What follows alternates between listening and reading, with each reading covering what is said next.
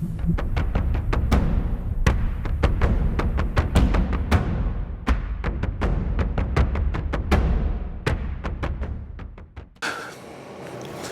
there, good morning.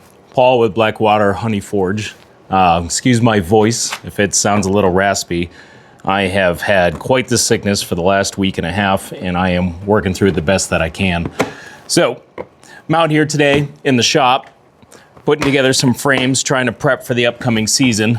It's the middle of January right now, 2026. So, as much as I'd like to be out in the bee yard, talking to you while I'm out there, we get some winter shop work instead. So, this is really the first video in the series that I'm going to be making as far as going from a hobbyist beekeeper, where I've tried to keep that business afloat as a hobbyist, but really transitioning into a sideliner and actually making it a profitable and much more sustainable business.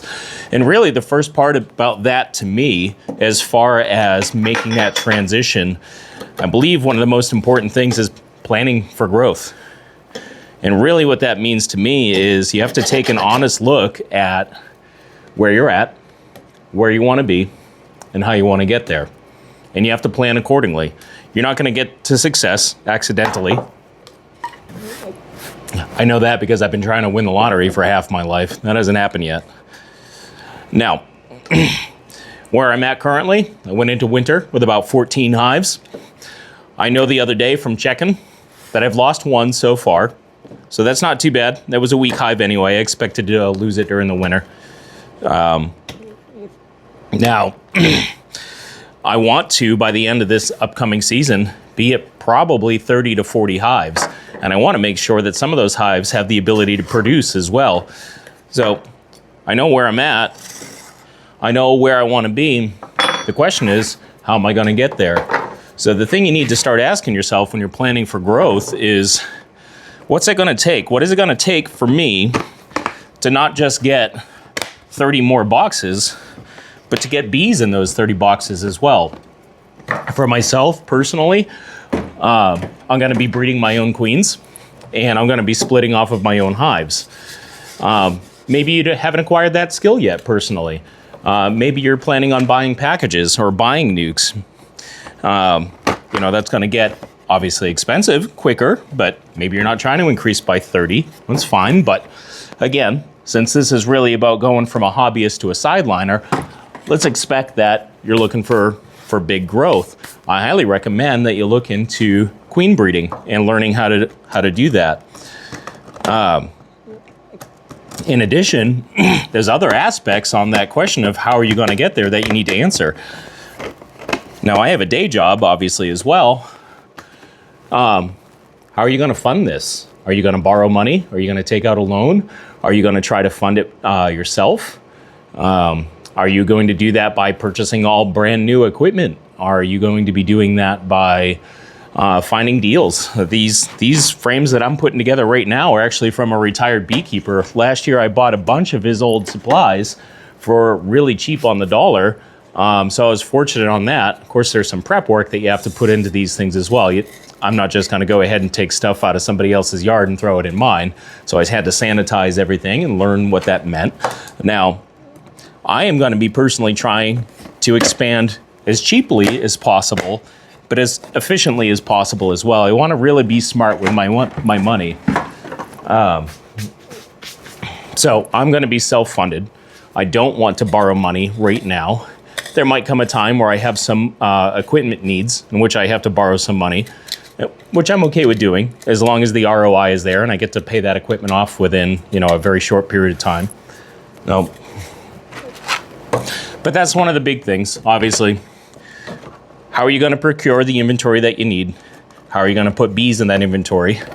And then one of the other big things you need to ask yourself as well is, and I've had to ask myself, what am I going to offer for services? Well, this is Blackwater Honey Forge, so I obviously plan on offering honey. And what does that mean? Well, that means that, one, you have to be a good beekeeper. You have to be able to keep your bees alive and take care of your bees, so that way you're producing honey. But really, from a sales perspective, it means, what are you offering? How How many different bottles are you offering? How many different sizes? What do those bottles look like? Where are you getting them from? How are you going to label them? Are you creating your own labels? Are you printing those labels at home? Are you ordering them from a company? Are you having someone else design them? Are you making use of a stock design? Those are things that you need to figure out as well. Also, make sure that you are in tune with the labeling laws for your state. So I actually designed my own labels, but even on top of that, one of the things I'm going to be looking into, because I want to do a lot of retail sales, but I'm probably going to be doing some wholesale sales as well. So then you have to consider, are you going to be making use of barcodes? Because that makes it a lot easier for a lot of the stores. Now, if you're looking at legitimate barcodes, you're looking at GSC1, where you're buying the licenses for a barcode at a time, 10 at a time, or 100 at a time, and on from there. Well, if you're buying 100 licensing for 100 barcodes, that's a $750 initial investment plus an annual upkeep cost after that. So that's something that you need to consider as well. Is it going to be worth it for you to do that? For myself, I believe it is. Now, I'm probably going to need that many labels because I'm also going to be offering value-added products as well. I make lip balms, and I make a beard balm, and I make a lotion bar and things like that. I'm going to probably be doing some candle work as well. And I'm really excited, actually. One of my big goals this year is to actually get out to a farmer's market. There's a pretty big local farmer's market every Saturday in our state capital of Concord. And as intimidating as it is, I really want to get out there and get set up. And I actually do like meeting people and talking to people. I mean, heck, we're beekeepers. We love talking about bees. So I want to get out there, get into the mix. I just broke a frame. Well, I'll fix that later.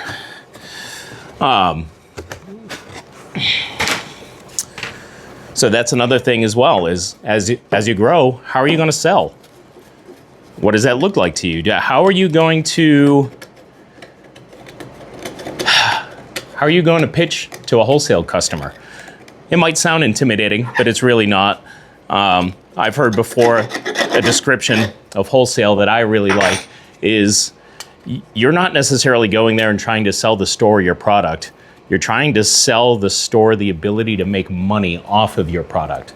So as long as you're offering a good product, you offer a good service, and you're a reputable person that they're going to want to continue to do business with, there's not really a lot of reasons for them to say no.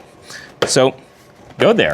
Be proud of your product. Be proud of what you're making, and show them what you're doing. I bet they'd say yes. I actually have a couple of stores where I have some stuff in. And it's pretty much that simple. You just go there and you have a conversation. In addition, I also made up a wholesale sheet as well that kind of talks about my business and who I am, and also breaks down the wholesale price of each item, and then what the margin markup on each of those items are. So that way, there's no guesswork. You go in, you show them what you offer, you show them the paper, and say, this is how it looks. Do you want to do that? And they're going to go, yes, that sounds amazing. Let's go ahead and do that. And then you're going to feel really proud of yourself. Now, the other thing as well is planning for growth. This is something different for me as well, is your tax recording. How are you going to take care of recording your income and your expenses? Am I going to graduate to QuickBooks?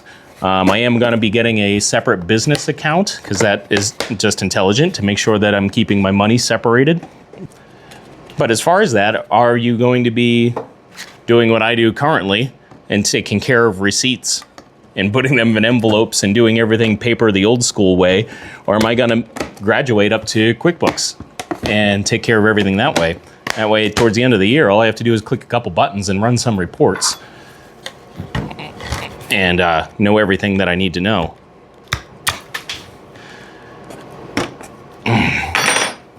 So, I do believe before you really start buying any products, before you start buying more hardware and more frames or buying more bees, when you plan for growth, you're asking yourself those three questions.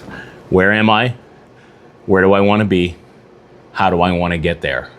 And if you can give yourself honest answers on those and plan accordingly, I think the matter of growth then is just a matter of putting in the work, putting boots to the ground, getting some sweat on your brow, and doing the best that you can. And that's what I'm going to do this year. If you guys are with me for this long, thanks for joining, and be well. For John, take care.